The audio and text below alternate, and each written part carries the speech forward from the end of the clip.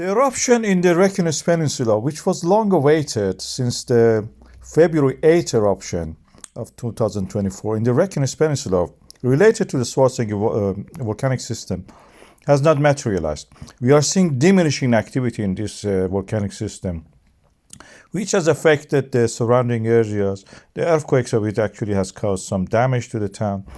And we expect that the magma actually laterally move toward the dike system in the north of that town, around 4 or 5 kilometers. But it was trapped. It seems the magma, 2 million cubic meters of it, is actually wasted practically. It didn't erupt. Initially, we thought it is 1.3 million cubic meters. It didn't. And the expectation was that by 5th of the March. Now we are seeing that the deep of this waste of the magma, which didn't surface as a eruption, was more than this. Now we are seeing 2 million cubic meters actually was there. This is based on the GPS data. This diagram shows the days passed after the magma accumulation under the Svartsengi power plant started and to the day that it starts to laterally move. So we are seeing those movements didn't materialize in the sense of eruption. So if now we continue extrapolate from that point that we have now today, we expect that it reached the 13 million cubic meters threshold that actually is good for eruption. We had it in the previous eruption, 13 million cubic meters. This will be almost more or less around the new moon.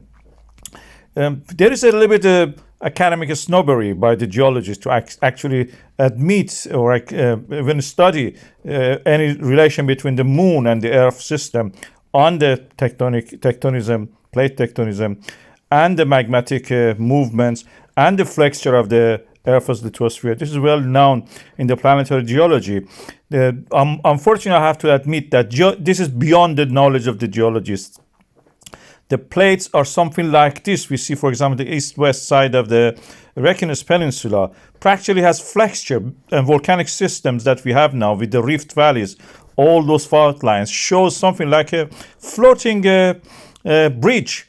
And we have similar to that in the satellite of Saturn, for example, in the Enceladus, we see something like that. Geologists are not able to actually comment on or deny anything on this because with the watered down mathematical courses that we don't have anymore in the universities, in the geology courses, they're not in the position actually to talk about it. The shifts and the movements, even the structural geologists will know about that, are now not even much covered as it was before.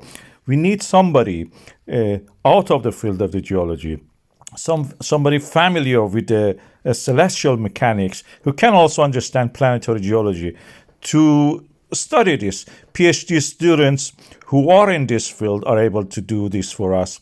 Unfortunately, a field geologist or somebody who studies, geology at this current level that we are teaching in our universities, they're not able to comment on this. This is beyond them. Mathematical ability doesn't exist, unfortunately. Our courses are watered down, and we are waiting for somebody to actually venture into this and actually studies from a mathematical point of view. Celestial mechanics plays a role in this. The knowledge exists in these fields. And practically we are saying that geology is basically a forensic science in that sense. We do forensics. We don't use much mathematical tools, unfortunately, these days. We don't teach them to our students. So the skills are not there. And the people who can do this must know mathematics, must know physical, celestial mechanics of these interactions. The barycenter, we know that the barycenter of the Earth-Moon system is inside the Earth mantle. And we have the biggest, satellite mother planet size twin planet in the solar system, plus the Pluto probably.